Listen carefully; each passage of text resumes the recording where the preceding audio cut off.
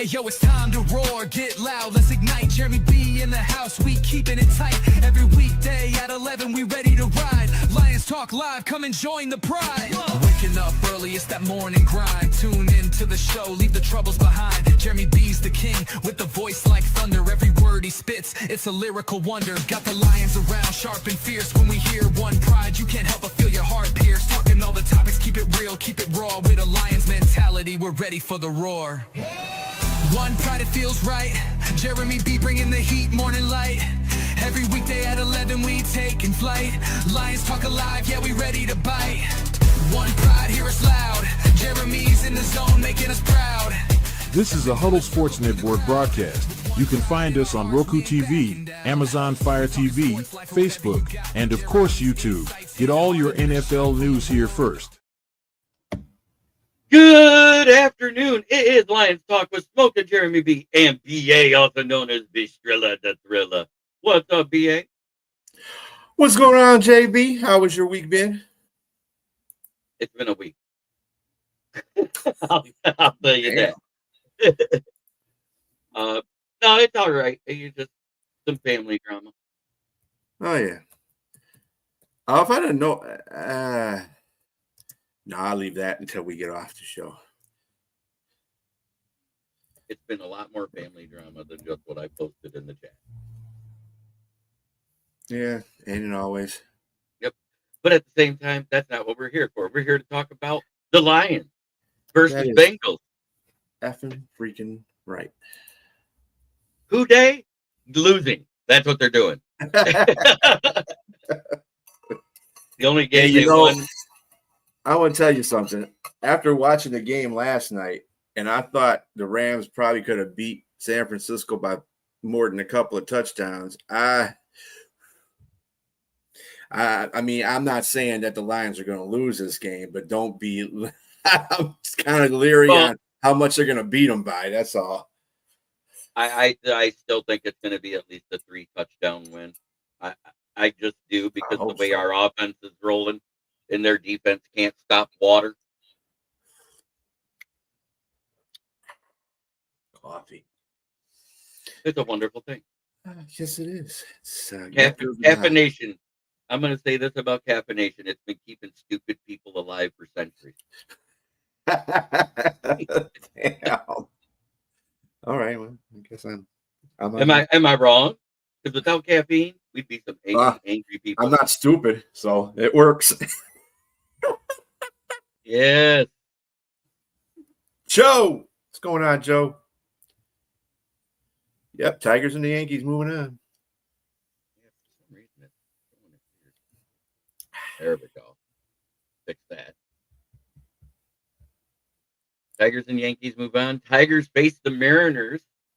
If Boston would have won, we've been facing Boston, and I like our chances better versus Boston than that lineup of the Mariners. That's just my personal opinion. I still think the Tigers can win in 5 on that. But if it's an early win, I think it's the Mariners. Do you agree with that, BA? I mean, I'm going to still roll with my pick I picked before on the preseason of the major leagues. I'm still going Dodgers and Tigers in the World Series, so I got to stick with what I got to go by. Did Dodgers win? No, I got the Tigers winning that one. No, did Dodgers win in their matchup? Did they make it to the playoffs? Yep. Okay. They swept. Who they play? That's about as bad as it is too. Who they play? Lions are going to beat the Bengals 50-7. Red. They played the Reds. They beat them 2-0. Now they get to play the Phillies, though. Now that I think both running backs for an anytime touchdown is going to happen this game. I do. Any offensive player on Detroit.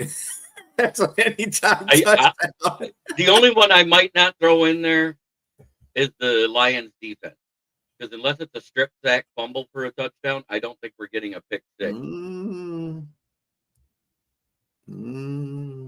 I think the defense is going to do the same thing they did against Cleveland. They got to play the Blue Jays. That's going to be a matchup. Yeah. But Steve, is that Steve real? Yeah, changing his name again. With that being Hey, said, sometimes you got to do what you got to do there with the. or let's say it right. Steve is real. Yeah. Like LA Knight. Got to do it right for Steve, if that's him. So let's see. You got what? 5 more days until your birthday, buddy? Yes, sir. A 6. Today's Friday. It's next Thursday. Oh, it's next. Oh, it's the 9th. Okay. Yep. I got you. Cool. Freaking awesome, man. You're going to be up there with me for a Because I minute. love my wrestling. Yes, you do, Steve. But I see. Kirby's practicing today. What did we say? What did I say all week? That he was going to play, that it was mostly breast. I've been telling people the same thing. He's going to play. I don't know what y'all are talking about. A knee injury is something that you ain't going to. You rest on a knee, you're not going to be productive after that because your knee is going to lock up.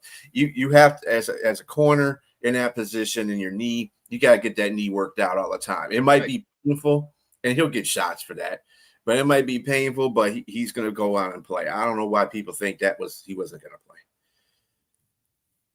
Oh yeah, Goff had with 300 yards, 3 TDs, money on 202 touchdowns. I mean, okay, Bill. Reed is out for 3 weeks. That's why we signed 2 corners this week to the practice squad. We brought back Nick Whiteside, who was a UDFA we had this preseason, who didn't play awful. He just couldn't make the roster. And I'm glad he's back. And he understands what Kelvin and Deshae Townsend want. So I think that was a great move. We also brought in Trey Flowers, a guy that's been a good rotational piece. He's never been a star. He's played in like 60 games in his career since 2018. But the fact that he has 287 tackles and only 24 missed, that's something that we need. Because he's definitely not going to be a coverage guy. I'm going to tell you that right now. No, but he does have 2 interceptions. He has 22 pass deflections, and he has 5 forced fumbles with 5 recoveries. Our starting corners more than likely will be Amik Robertson and Rakia Sin. I think they're moving Terry on to the slot instead of benching him. That way he can develop against the lesser talent of the NFL, because he's been getting burnt by the 2s and the 1s he's gone up against. And I think that's what they could do is, I feel this is what they're going to do. They're going to put TA and Amik at the 1s and the 2s, bring Branch down to the nickel, and start either Rock Ya-Sin or Maddox at the safety, or switch it around and just have Maddox be at the safety position. I mean, the nickel position, and just keep Branch.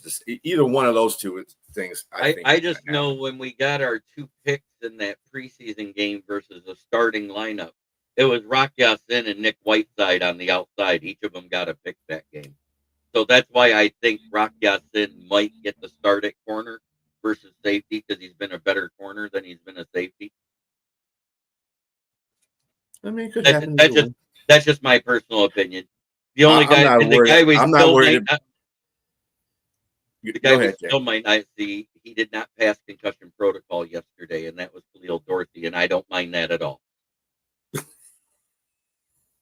What's the hate for Khalil? Khalil's okay. He's an okay. He's a great special teamer, but he's not. He's better than Trey Flowers. I'll put it to you that way. But anyway, yeah, he is a good special teamer. But yeah, I don't have any problem with who they throw up there. I mean, we got a deep secondary, so I'm straight with whatever they do. Yep. So Reed is out for 4 weeks. He will more than likely won't be back till week 9, is what was announced this week, which is right after just in time for Minnesota. Just in time for Minnesota, and make their secondary look worse than ours. Because it is. Yeah. The worst secondary in our division, at least. I think saying a lot. I think it's actually. Green Bay is close. If McKinney starts playing like he did last year, the Packers secondary looks better, but he hasn't. And Kirby's gotten off to a slow start this year, too. I mean, he's got 2 interceptions, but he hasn't looked good in a lot of games too. And I think that's his injury he's kind of being cautious on his injury, which he shouldn't be. Kirby, suck it up, buddy. So if they're going to let Aline play at full tilt today to see if he can handle it in practice, that's what I'm hearing. Yeah, he won't be playing. He won't be playing in the Cincinnati game, but he will. He'll probably be playing a couple of games after that. No, they made an announcement today that they're 50-50 on letting him start. He ain't going to start. They're not going to do that. I think he's going to start the next game. Why start him against Cincinnati? Cincinnati is a grubby ass team. We don't really need him for that game. Let him rest another week. Because then we could go that dime look all day. We could have 5 defensive linemen. One. Yeah, Joe Flacid does need to retire. He proved that this year. Well, we'll see what Gabriel does. Yep.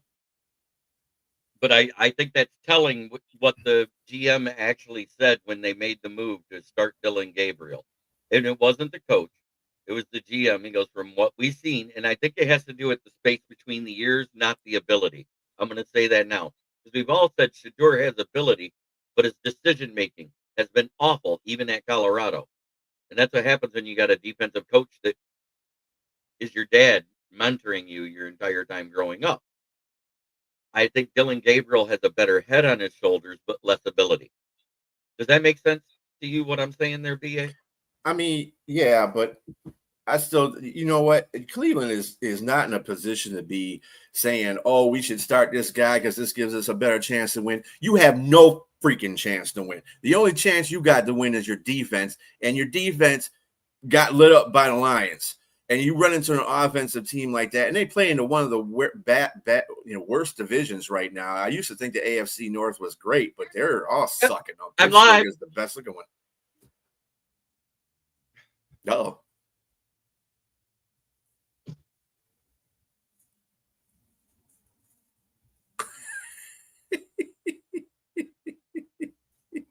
JB have no studio issues. Look at your face says it all, buddy. The same thing at the same time every day.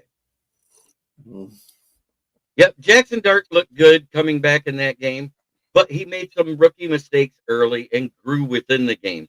And I think you're going to see that every week, where every snap he's going to get a little bit better, but he's going to start out rusty. Robbie! What's going on, Robbie? Yeah, I think that he's not going to have neighbors either. That's the other thing. And yeah, that's going to hurt. That's going to hurt. I think the Saints are going to make this a game. I don't know if they're going to necessarily win. It depends if the Giants defense comes to play. They came to play last week, but they've been non-existent before that. So we got to see. He's been doing a little bit of this, fluttering back and forth between good and bad. And that's every game. They'd have plays where they'd make some good ones, and then they'd have some awful ones. Fruity Fred Peterson, what's up, my brother? Fred. Yeah, it'll be interesting. He says he's chilling. All right. But Kirby looks like he's going to play, in which we said that all week. Taylor Decker hasn't practiced the entire season. And I'm going to say this now. Everybody freaks out about it. He doesn't practice every week, and he comes in and he does his job. And for 3 weeks straight, what hasn't he done? Giving up a sack, just like the rest of the offensive line hasn't. You got it. I still believe Rattler was on a better team. He would be good. I'd still back that up. You know what? I don't think Spencer Rattler will be good because I haven't seen it in the pros. He was good in college. Doesn't mean you're good in pros.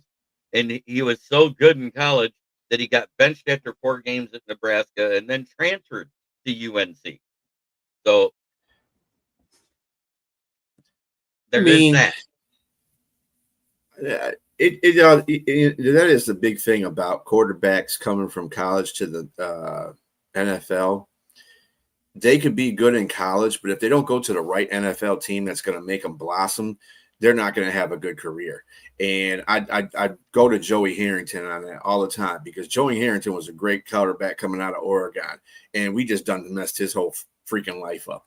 He went to Atlanta and had a really good career. What was called a career. But other than that, he wasn't. The Lions just, shat on him basically. So But you don't have good coaches in life. He still got benched after 4 games and then transferred the next year to a lesser team and did well with them. Don't get me wrong. Mm-hmm. But he was in a bad conference for him to be in because South Carolina, the Gamecocks are in the SEC. Yeah. Yeah, they do play tough teams.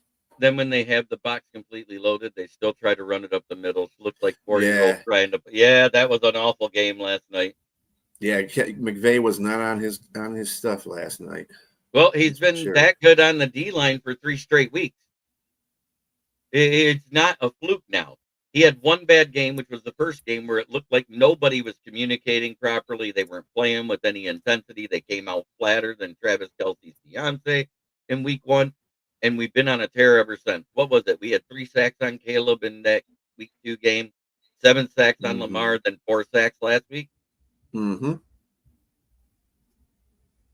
No sacks on Love. That's the telling part. And we were blitzing because they talked about it. We just weren't getting through. There was like no energy in this team that week 1. There's no energy in that team. Yeah. Sometimes you lay a stinker. That was one of our stinkers. That's all. Get over it, move on. Wow. I don't know why you'd want to trade a guy that was a winner when he backed up Love during that time. It's part of the reason why you made the playoffs. Didn't you go 3-1? I don't think he lost a game. No, they lost. I don't think he lost a game. Did he not lose a game? I don't think he lost a game. I gotta go back and check that. I mean, I could be wrong, but I think it was 3-1, but I could be wrong. I know he missed like 4 weeks, Love did, after that knee injury he had versus the Eagles, right? Was it 3 or 4 weeks? It was one or the other. Hold on. Let me bring it up here. Let's see. Better than Sean Clipboard. Yeah, he excelled with the Packers. I mean, there's no doubt about that. Let's see. Well, why don't you just give me what I asked for? I hate the internet. Yeah. They just don't give you what you asked for. They got to give you 16 other things. Dude, I don't want to know about all that. I just want to know what is his record with the Packers. Plain and simple. Jackasses. Anyway, let's see. I'll just go to ESPN and look at his game log. Guess I got to do that. That O-line is so bad for the Bengals. We can get Houston back with his shit pants and only have him on the line. They won't stop him. That is the one and only Hall of Famer, Barry Sanders, on this blue flash helmet right here. Ramon Ra's on the one below it. This one's not signed yet. I bought that one to get signed for the next time I go to the training facility. He's got no game. Oh. I've got Cam Akers, James Robinson, Justin Jefferson, Darius Leonard before he changed his name, and Tua turned the ball over.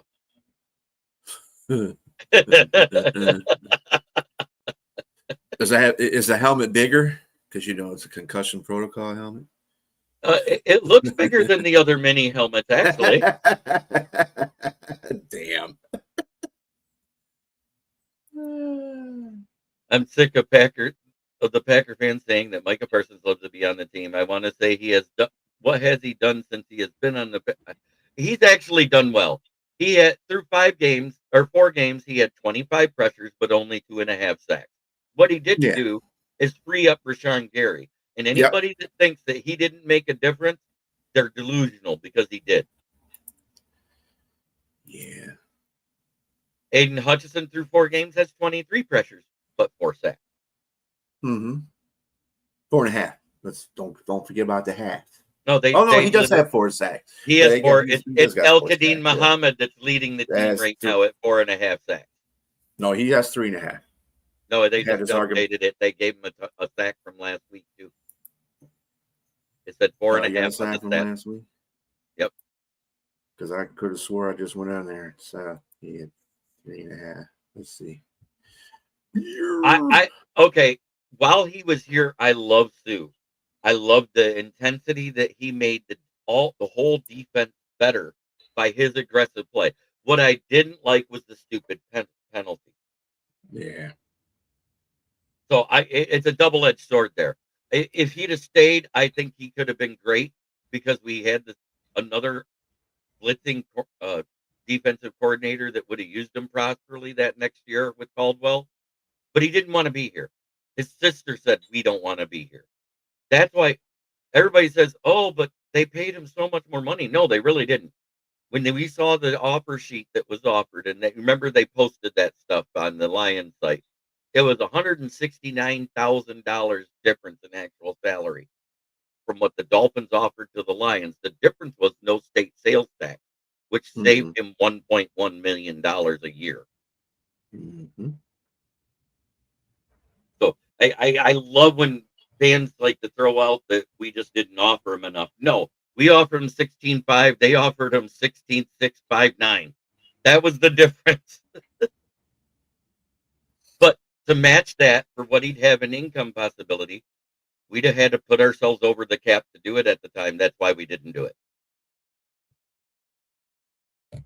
Yeah, I just went on he's got 3.5 on the website. And what do they got here? Because I don't look at the Saints are an awful organization. I don't think they planned on winning this year. And I think they're going to give Kellen Moore another season after they renegotiate and kick the can down the road for one more year. Because I think in two years after this season, that cap will finally clear up. So 2 questions for you, JB. Okay. New Orleans is playing bad. They're probably not going to be in any position to be in any kind of playoff seat, and they're probably going to be competing for the number 1 draft pick, as well as Cincinnati. I think both teams are going to be kind of out by the bye weekend. They're week 8, say. Granderson may be available from New Orleans in a trade, and so will Hendrickson. The linebacker, right? Granderson is a linebacker / DN? No, he is a D-end, for New Orleans, Carl Granderson. Right now, he has 4.5 sacks, and he's playing pretty good for the Saints. If they decide to trade anybody, because they got to start getting rid of some money, because they got a lot of contracts that have to be paid for. Would you see them trading when the Lions could trade for Granderson? These are very unlikely things that'll happen. But if they want to trade for Granderson, or would you trade for Hendrickson? I would trade for Granderson because you'd be able to re-sign him for half the money you would Trey Hendrickson. Probably so. And that's no knock to anybody else. He's 28. So right, he's 28 and still in his prime. Got at least 2 years of prime. You could give him one of those 2-year deals with 2 void years and knock that cap down to next to nothing, and have him for a third or less than what you'd get Trey Hendrickson for to pair up opposite Hutch. Mm-hmm. And it all depends on what the situation is with the Lions by that time. And 2, it could be, Muhammad might, make a case for him being a starting defensive end, in just moving. Even if Davenport comes back, I think he should be coming back by the Omnipo. I just read that Terrion was a full go at practice this morning, so he is playing. Kirby Joseph is at practice today. He's playing, and they're deciding whether or not that Aleem McNeil will play this week. Dan Campbell said he's 50-50 on it. We have to view him in a full contact practice today and make the decision by the end of the day. So we'll know by 4 or 5 o'clock. Yeah, with this game, I would probably just shelf him until the next week when we actually need him, because they play Kansas City the next week. So we definitely will need Aleem in that game. The kid down there at Miami, he's having a good year. The kid in Oregon's having a good year. I don't like. Oregon. Who was the guy in Oregon? I don't remember, but the guy I absolutely do not want that's coming out this year is the kid from Penn State, Drew Allard. He's ass. Oregon's. me see who that is. I know who you're talking about. I can't What remember about what about the one from Texas Tech is doing good. yeah, but Texas Tech is We could sit all our starters this week and put out Detroit County Day and still smack them Bengals. damn. Oh man, you act like we're going up against an arena football team there, Fred. But yeah, you just got to be kind of visible in the sense that they still have Chase, they still have Higgins, they still have Hendrickson, they still have a semblance of an NFL team. So Chase Brown hasn't done shit because of the O-line either. Yep, they're not opening holes. Mm-hmm. They ain't got no offensive line. They don't have an offensive line, so the holes aren't opening up. Last year, Chase did good with that O-line. What do you see? Ooh, Oregon is playing Indiana. Ooh, that's going to be a good game. Indiana's been smacking everybody except for last week. Isn't it at Oregon? No, it's. Oh yeah, it looks like it might be at Oregon because it says versus Indiana, not at Indiana. So yeah, it's at Oregon. Oh, I know who Country County Day is. Yeah. Let's see. He is in his freshman year. Bryce Underwood is in his freshman year. He will not be coming out at least for another 2 seasons. Who is their quarterback? I'm trying to. Okay. Man, and he's looking like a very real dual threat. Who's that? And the QB in Indiana is good too. Yes, he is. Oh yeah, that he's playing out of his damn mind. Bryce Underwood. Bryce Underwood is looking like the true dual threat that everybody hyped him up to be coming out of high school. I need him to take the brakes off him. That's what I need him to do. Because the offense is ass right now. I mean, even with him playing the two games that they won against decent teams, it's because they took the brakes off and let him do what he do. You know what I mean? He was breaking off big runs. He was doing all that. But those were against teams that basically suck anyway. But they need to do that against Didn't we just do it against they played Nebraska? Wisconsin. This week Nebraska was undefeated and ranked above us at the time. They weren't ranked at all. But they weren't. I thought everybody said everybody. No, we were ranked above them. We were ranked above them, but Nebraska was playing some pretty good football. But right, they were predicted to win. Is what I'm getting at. Yeah, well, some places, yeah. Dante Moore is the quarterback, isn't he? For Oregon, is that the guy you're talking about? Yeah, Dante Moore. He's from here, right? Right. He's originally from Michigan. Yeah. Yep. He went to Martin Luther King High School. Woo! Yeah, I would say those. Hey, that's where look great at this. players I come broke from. out the old school Reebok. That's Bubbles. That's Bubbles on there. That ain't the new line. Yeah. It's the old line. Dante Moore. Yeah, why is it? I knew that name sounded familiar to me. Anyway. Is that Martin Luther King in Grand Rapids, I think? No, it's Martin Luther King in Detroit. Oh, it's that one, though. King. Yeah, it's that one. Yeah, that one that rated the worst for education in the state. And it might be rated worse in the state, but they got good football teams. That's for sure. They don't be fluking on their football teams. Right, because you can get a C there as an E everywhere else. That's why. Yeah. They can get. They had a game against Cass Tech not too long ago. I think it was a couple weeks ago, a week ago. I don't know if they won or not because I didn't pay attention. I'm still here. I had to lean over and making a change. No. Lean over and get me a soda out of the fridge, and I didn't want to be half off camera. Lean back. Got to get another one. Got to stay caffeinated. There's lots of stupid people. I gotta get a little refrigerator myself.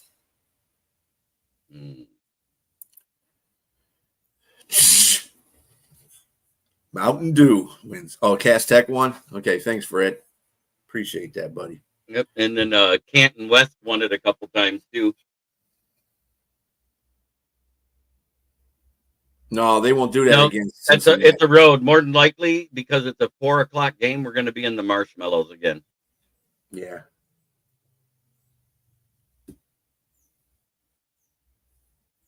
Yep. What was it? The King kids over Cass Tech, or No, just Cass in Tech general? beat King. Yeah, I know, but he said that the disrespect from them kids gave Cass Tech. I don't know. Was it King's kids that did that? It was all of them in the Detroit area that was shitting on Cass Tech, saying it was a horrible school with a horrible I don't know program. what. That's, you know what? Them kids don't know shit about those programs, because I Cass know. Tech has been right up there with King as far as And football programs. what's that Catholic school down there that always does good? Detroit Day. It is County Day, right? Yeah, County Day. Yep. They have a good football program too. Country Day. And Bryce Underwood was from the Livonia schools, right? If I remember right. Bryce. Yeah. I think that's what it was, with Justin Haynes and everybody else. Can I spell Bryce? No. I think I need more caffeine.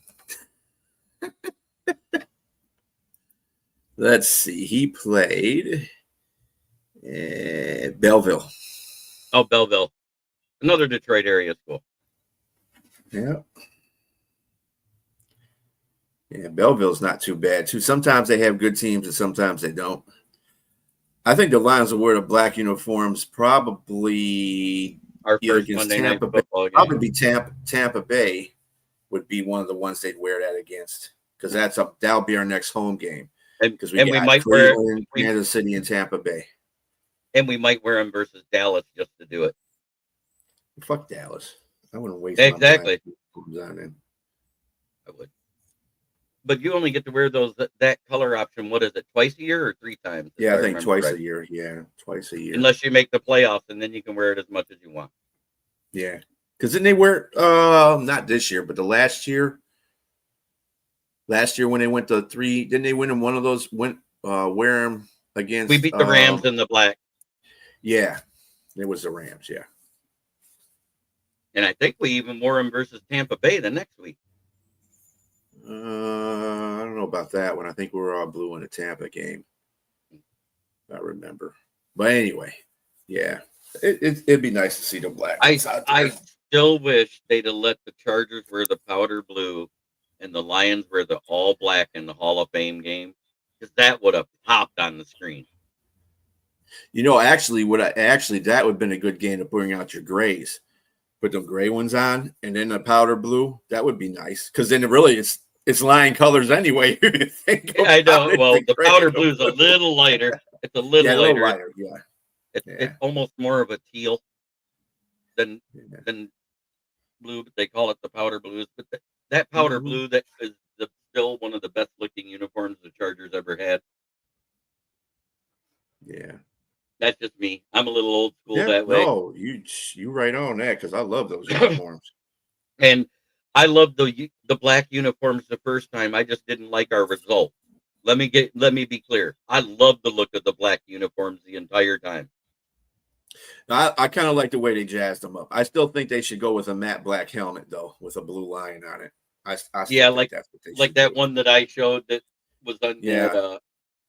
It was a rendering that an artist did for an optional uniform. And I'd have loved it if they did that, because you remember the compression sleeves that were underneath the uniform?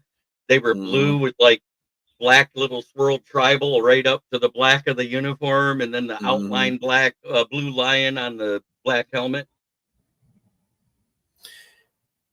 You know, Bill, I kind of like all the black uniforms. I kind of like. I'm going to say I kind of like all the black uniforms, but it doesn't really fit with the Dolphins. Yeah, it doesn't. It kind of looked like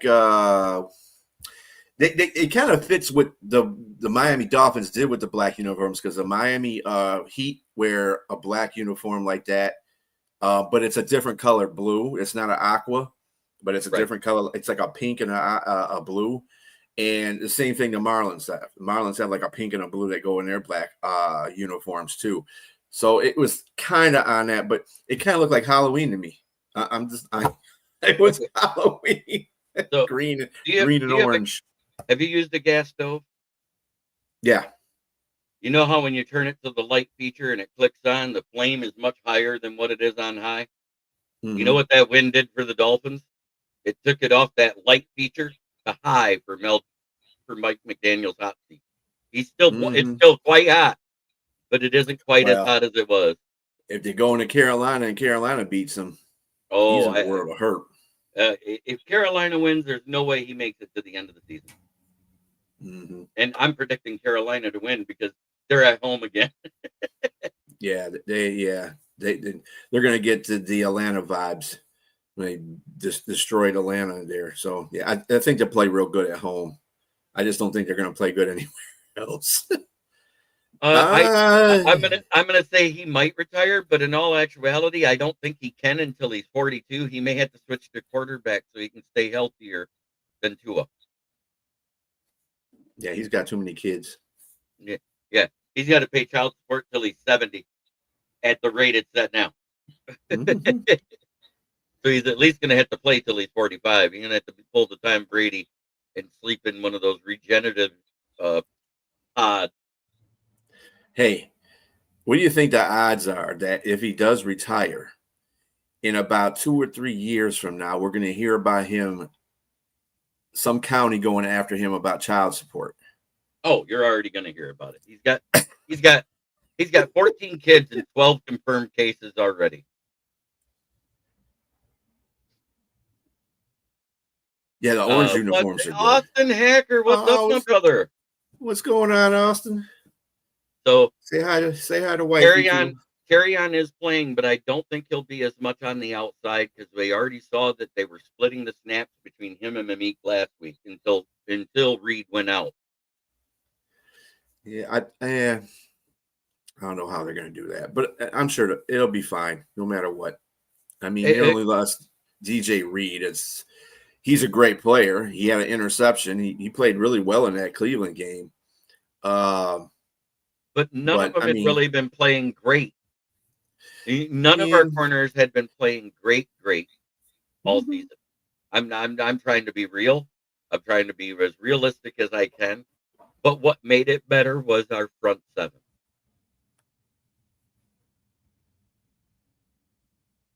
And for as much as we talk crap about Terrion Arnold in the Ravens game, it was a tale of two halves with him. Because once they put him on just the receiver and took him off Mark Andrews in the second half, because don't forget, he gave up 44 yards and one was an 11-yard touchdown to Mark Andrews in the first half. And that's when everybody was going nuts. But you're talking about a corner that's 6 inches shorter and almost 100 pounds less than Mark Andrews. Man, Mark Andrews is almost like a tackle in a tight end's body. Yeah, I mean, still though, it's a corner.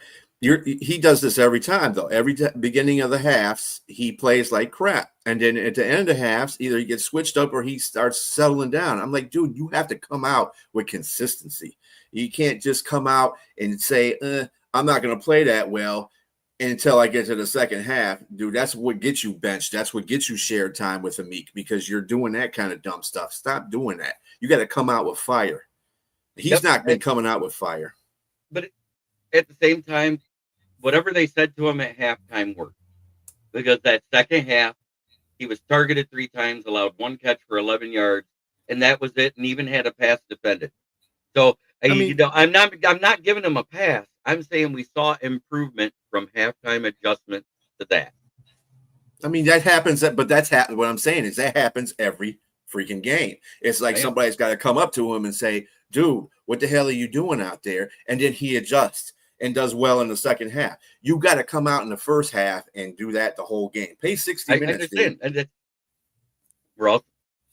We can't, even though he was picked in the first round, there's only been a few exceptions of great corners picked in the first round. Patrick Surtain, Sauce Gardner, Devin Witherspoon. Before that, who was the last great one? Was it Sean Springs? Champ Bailey? It's something like that, wasn't it? It was one of those two.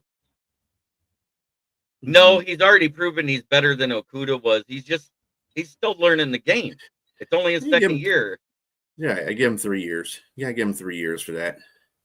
Because how many times have we heard coaches that are analysts say, hey, cornerback is the toughest position to transition out of college.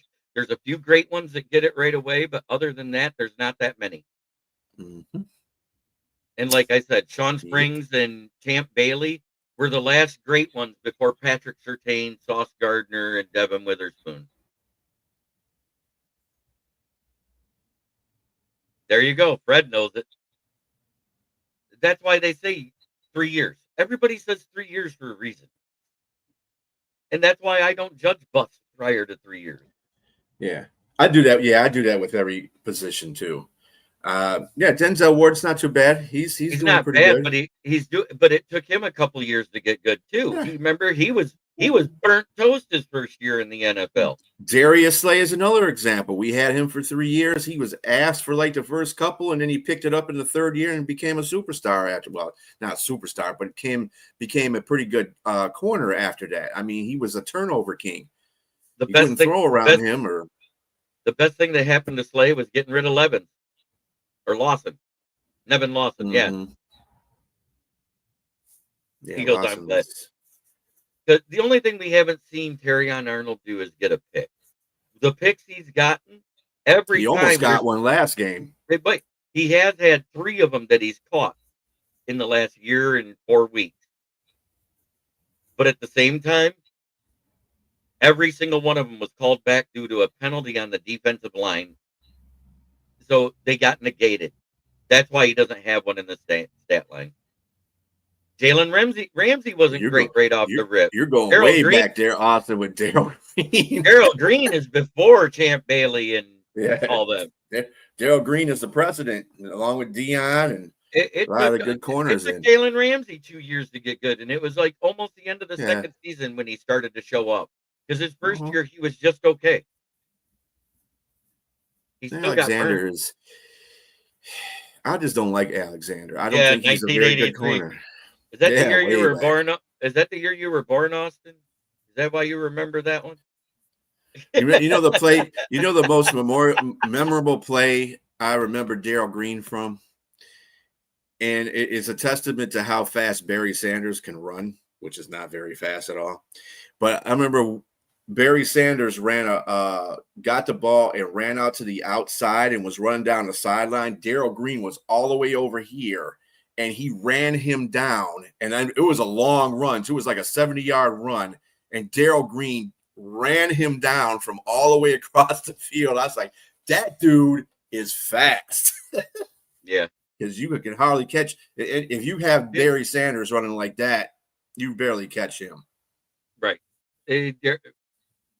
Billy Sims wasn't as fast as Barry, but what he was is way more powerful. He was great here.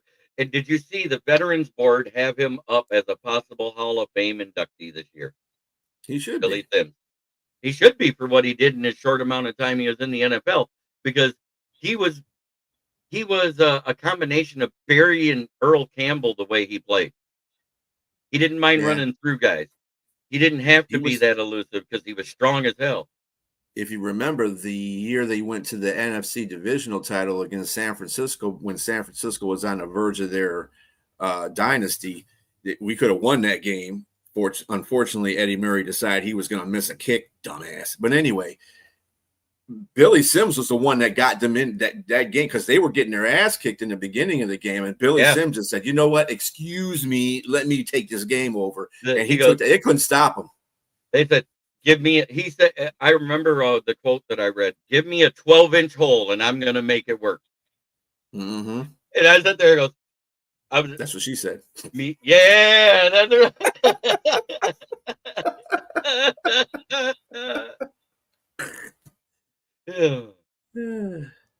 God, I love talking football with you, B.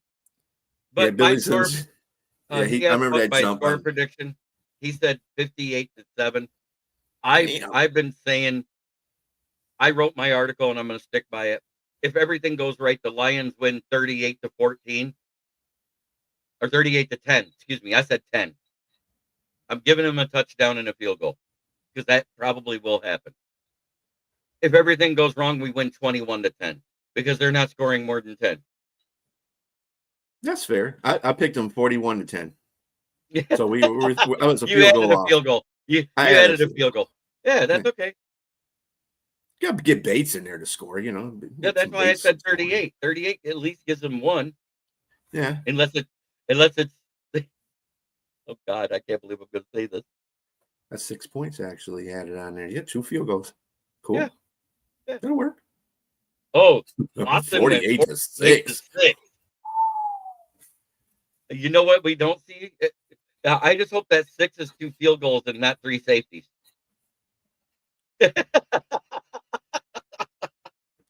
I give him a touchdown, and you give him a touchdown. You know who you give that touchdown to? Chase, because that's who would get the touchdown, and they'll get that at the beginning of the game. Trust me. Lions win Somebody is 5 going to to mess 2, and up. Hutch hits a 3 run home.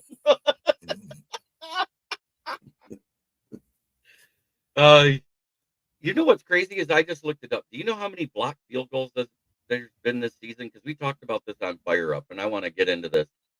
This season, there's been 18 blocked field goals Oh, and we're only into week 4.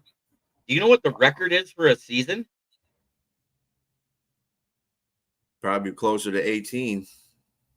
22. Oh, we're going to beat that. And they said there has been 1,115 field goals tried with 18 blocked. That's a 1.6% block rate. So if you do the math out, we're going to have 38 block kicks this season. And some of these are happening to experienced kickers too. But somebody was telling you they had a really good had a really good analysis of one of the field goal kickers. A lot of these kickers are pausing before they kick because they were comparing them to Bates actually, and Bates just follows through and kicks it. He don't stop. He don't even think about. He just boom. There's a lot of these field goal kickers now are pausing before they're kicking basically, and that's what's getting that defensive line to jump over and knock them down. So stop pausing, just kick it. If you miss, you miss, but at least you ain't gonna get it blocked. Hey, Steve, I will definitely bring you on Monday with me because we're almost at the end of the show now. It's a little late for it, but I would love to have this discussion with you because the other thing that I noticed, a lot of these long ball kickers are former soccer kickers. Joshua Carty, Cam Little, Jake Bates, Jason Hansen back in the day, Matt Prater, Jason Elam. All of those guys were soccer kickers. So that means to get the distance, what do? They lower the trajectory. When you lower the trajectory and you get so far out, you're so low that it's easy to be blocked just by jumping at the line. We had one that was actually blocked by a left cornerback off the left tackle side, and that's the first time that's happened since 1992. Isn't that the one that still went in though? Isn't that the one that still went in though? That one that blocked? It was just like a block, but it still went in. No, it was it was the block by the left corner that Jordan Davis picked up. And one versus. Oh, you're talking about. I thought you were talking about the Lions. No. Anyway, no. I know. Well, and you notice most of those soccer style kickers too. They kick it directly. They don't have a little pause before they kick it. Right. They kick it directly, and that's why Cam Little is doing so well. That's why the dude Aubrey from Dallas is doing good. Yeah, he's another. That's why Bates is doing good. They don't hesitate. They just fucking kick the ball. That's what you're supposed to do. Whereas Josh Carty had been playing football longer, he transitioned from soccer like his sophomore year in high school. So he already transitioned to be an actual place kicker by the time he got into college in the NFL. And that's why he has that little pause. What he's trying to do is look for that little weakness. Like the kicker on Bobby Boucher, the water boy. Okay, who's my bitch? That's what they're looking for at that little pause. Is who am I trying to kick over? Because this motherfucker don't jump. Just Unfortunately, don't think about it. Everybody can jump in the NFL, so just kick it. Mm-hmm. And the other like thing Nike, is, just do it. Don't forget they are using a new football just for kicks and kickoffs that is actually slightly harder and it flies better. That's why we're seeing longer field goals attempted. Yeah, but yes, Brandon McManus was a soccer kicker as well before he went to college. Yep. Yeah. And that's why I think that the first female to ever play in the NFL will be a kicker. Yeah, If it ever happens. that's fair. That's fair. Yeah, there's not too many positions a female can play that's not going to get her overpowered. So that the kicker is one of those positions she could.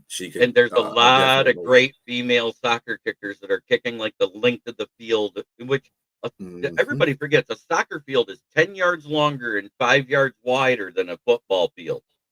And they're kicking it the length and putting it in on net. That's all they got to do is learn to elevate. A lot of people, do you like the kickoff rules for this year?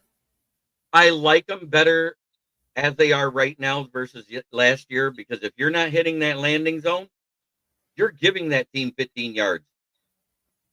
Yeah, and I think it makes the kickers work a little bit harder on their game. It makes them earn their payday. Yep. I think that's what I like about it the most. Yep.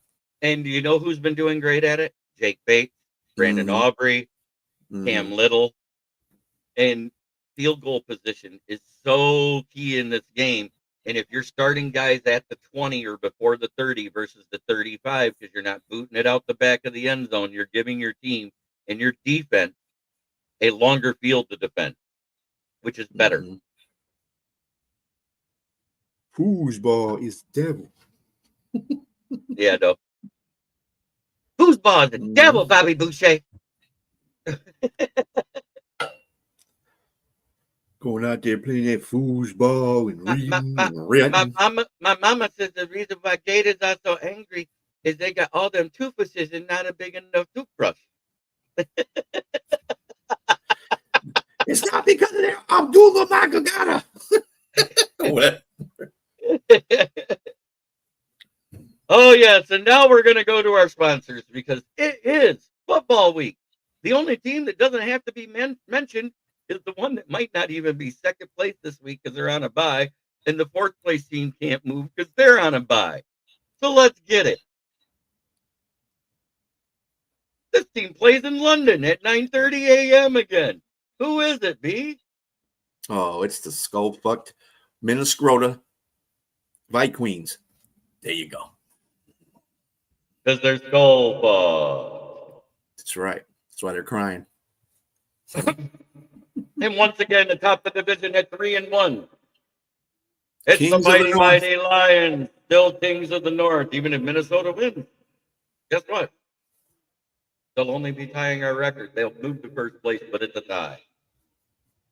Yeah. And we're coming live out of Flint where the water's shit, but the tires are good. Damn. You just had to throw that up there, huh? I had to. You know, I got to make the other fans happy, too. I just can't talk shit all the time. Right. But look, if Minnesota wins and the Lions win, that means it's a 1.5 game over the Packers and a 1.5 game lead for the Vikings because they didn't even play. Let's see. We're 1-1 in the division. Green Bay is 1-0 because they haven't played anybody else. Chicago is 1-1. Minnesota is 0-1 because they only played one divisional team. And they beat Chicago week 1. Yeah, they're 1-0. Yeah, so they're 1-0. We're 1-1. No, yeah, we're 1-1. Green Bay's 1-0.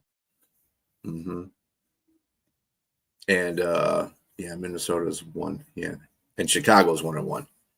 Or are they? Right. No, they're 0-2. They're 0-2. You say they lost to Minnesota. Yeah, they're 0-2. Yeah, so they're at the bottom, like they always are. But at the same time, we said through 4 weeks this would probably be the tightest division race out of all the divisions, and guess what? It is. We've been saying that it's a flip a quarter for who wins at the end of the season because shit happens. I tell you what, though, the NFC West is giving us a run for our money, though. Yeah, they're trying. They're doing really good. 4-1, 3-2, 2-2. I think the Cardinals are 2-2, so that could go. You know, they'll be the ones that tell the test. But they're playing the damn Titans this weekend, so.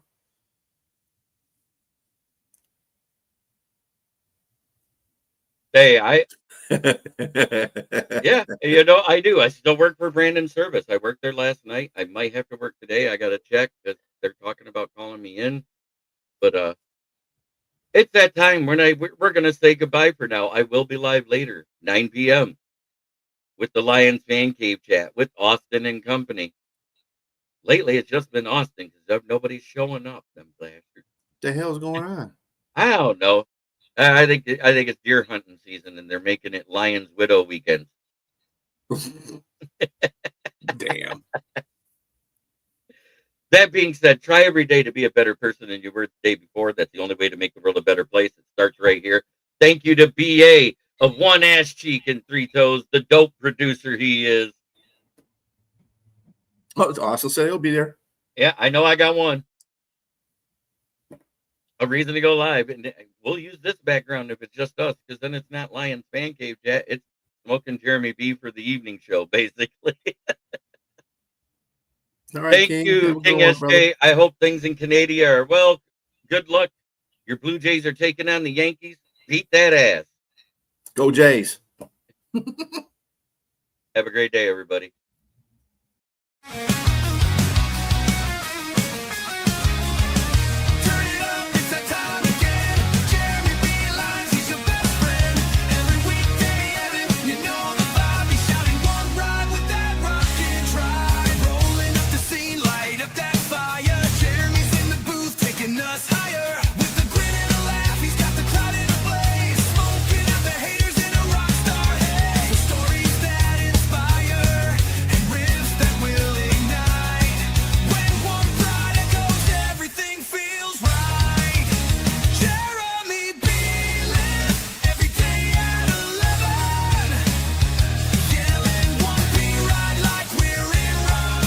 This is a